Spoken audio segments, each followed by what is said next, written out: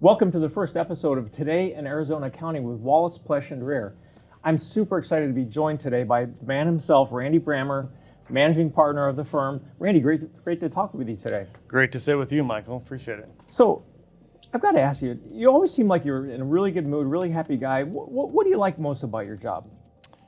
You know what I've liked, and I've stayed with the firm 18 years, and it's that, no 2 days are alike. It continued to grow, and I feel like every day you're still learning something new, and that's just what kind of keeps you going. There's never a dull moment. You never know, what the first of the month or the fourth of the month is going to bring, and it just kind of, keeps it going, keeps it exciting. That there's just always something new to learn, whether it's a new law or regulation, or whether it's a tax thing, or it's something that, how can it impact your clients, or is it a technology thing that's going to impact our business, or a requirement that's going to help us or hurt us find talent, or whatever it is. There's always something new to learn. So. One thing that I love about your story is you came to Wallace, Plese Dreher 18 years ago. You were working for a company that was one of their clients. Is that right? That's right. So what attracted you to the firm initially? So it's interesting. Yeah. So when I was in, I went to NAU for undergrad, and at that time you were really pretty much seeing the big four. It was at the time was really the only ones doing the kind of the recruiting up there. So you saw those folks and you heard what their stories were, and then you met maybe a sole practitioner or some government accountants, and none of that really excited me. So I didn't think public accounting was really even going to be for me. So when I finished school, I just looked for an accounting job with an industry position, and I started work for an air ambulance company. The controller hired me, and he says the first thing he says, I need you to be GL accountant. I need somebody that can actually understand debits and credits and help me get books reconciled. But they won't authorize me to hire that. They'll only give me money to buy a payroll person. So you're going to have to come in and start doing payroll. So get in, learn it. Your goal is in 6 months to no longer be doing payroll. Okay, this is an interesting dynamic to start my first job out of school. Got out of payroll in 3 months, so I considered that a win, and got in and started doing the account reconciliations and learning what accounting out of the textbook was a little bit. We had some banking requirements, and we were behind a little bit on audits, so I kind of got thrown right into helping get caught up and learning what work papers were and doing it all from that kind of side of the desk. And the second year I was there, we had to bring in a new audit firm because we had actually hired our old partner to be our CFO. So there was independence, so we had to go shop firms, and Wallace Plese Dreher was one of the ones that came in the door. And just working with the team that they had at the time, that was asking all the questions and pulling docs for them. So I got to spend a lot of time with them. We were doing a lot of work together, and I just kind of had this feels different. This isn't what I heard from the national firms that were coming and doing the talks at NAU. This is what tell me a little more about what this firm is like, and what size it is, and what's going on there. And it was an interesting time for the firm. They were really kind of getting ready to grow, and it was going to be the first time that they hired someone with no public accounting experience. It had been smaller shops, so they really had to get people that were maybe coming from larger firms that were looking for something different, and they were going to try some kind of staff level folks, and so they were sort of intrigued. They got kind of a test run. We worked together for a few months. Sure. So they kind of got a feel for who I was, and I got a feel for who they were, and met Scott Wallace and Anthony Plese and Mark Dreher, and we said, hey, let's what do you think about giving this a shot? And so I kind of thought about it, and the job I was in was fine, but I could see clearly already it was going to be one of those jobs where it was going to be a long road. When does so and so retire next?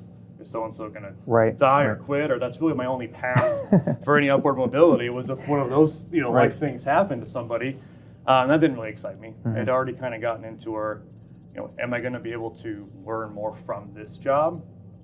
Or is it going to be every 5 years maybe you do something different. Yeah. So the idea of public accounting and working with all different kinds of industries and doing something different every day really appealed to me.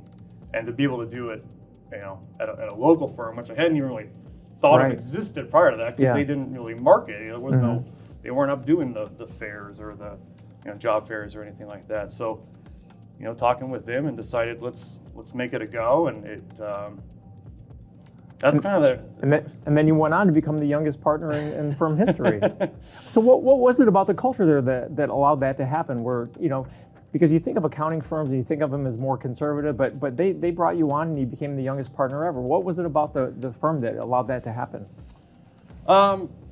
They had, I think, the age of the partner group probably helped. They had 10 or 15 years that they were going to go, so they were really going to be looking for kind of the next gen, or maybe be the buzz term now, of who's going to kind of lead the firm. So I think it was a little bit of open for whoever kind of showed that they wanted it.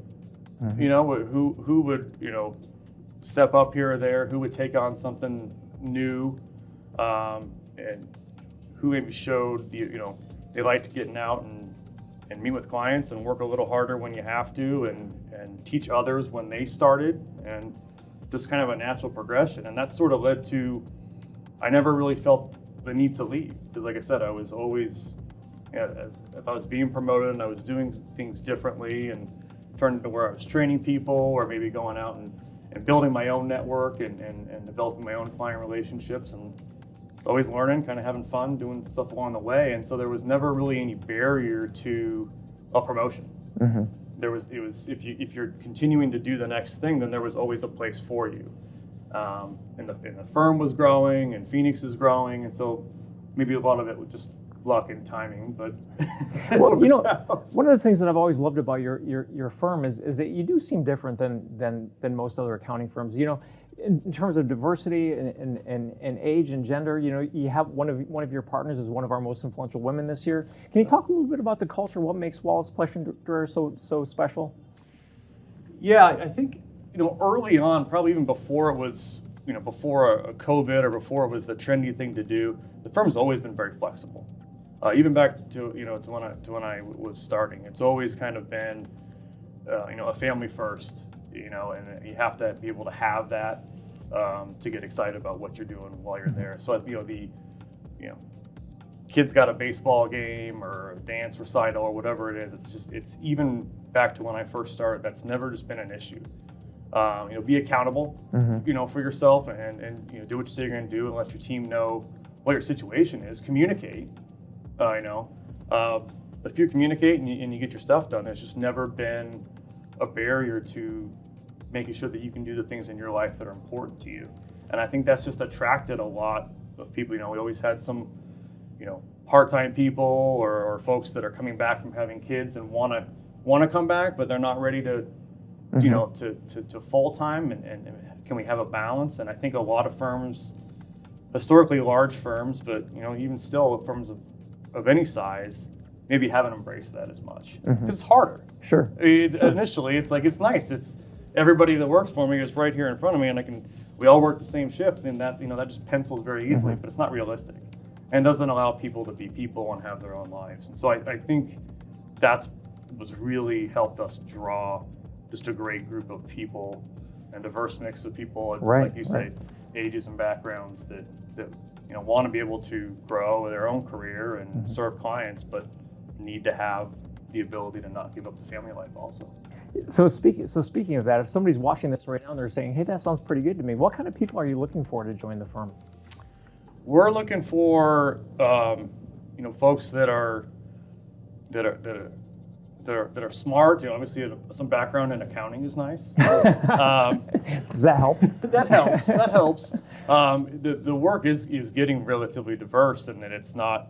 No one's lining up with green visors and running tape anymore. Technology tools and software and that, but really just anyone who enjoys helping businesses and business owners get where they want to go, enjoys working with a team of people. We're pretty collaborative in what we do, and how we approach client service. And if that excites you and you're not afraid of an occasional deadline, and look and want to grow, a career that really isn't bound by what we're currently doing. We're pretty open to new ideas and new services, and we don't think our way is the right way. We think it's the way we're doing it now, and it can always get better.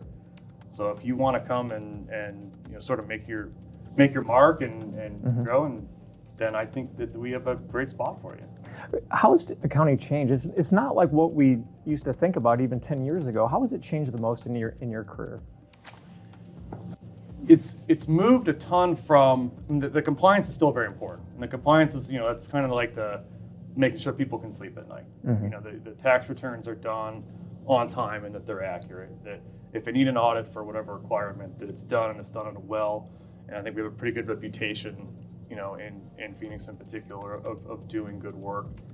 It's just moved so much beyond that. There's so much that we can do, helping clients get where they want to go, whether it's diving into their own KPIs or through a network of helping them find a better lending situation or helping them find talent. We can use our network of people that we know to help that. And I think that's a really kind of a cool thing that people don't consider accounting, is when you can build out, we encourage our folks, get yourself out there and build a network of lenders and insurance brokers and TV stars and whoever it is. And so that when you have a client that has an issue, if we can't do it, then we're going to get you to the place that can. We're going to get you to somebody that we know and trust that, to help serve you. That's great. So I never really didn't think of that as accounting when I was in school, and it's really one of the most fun parts about it.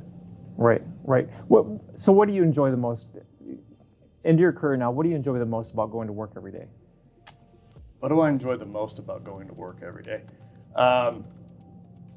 That's tough.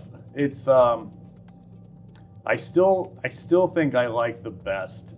The part is what I originally drew me to it, and that's getting to meet these incredible entrepreneur business owners who have started these companies doing stuff you've just never heard of.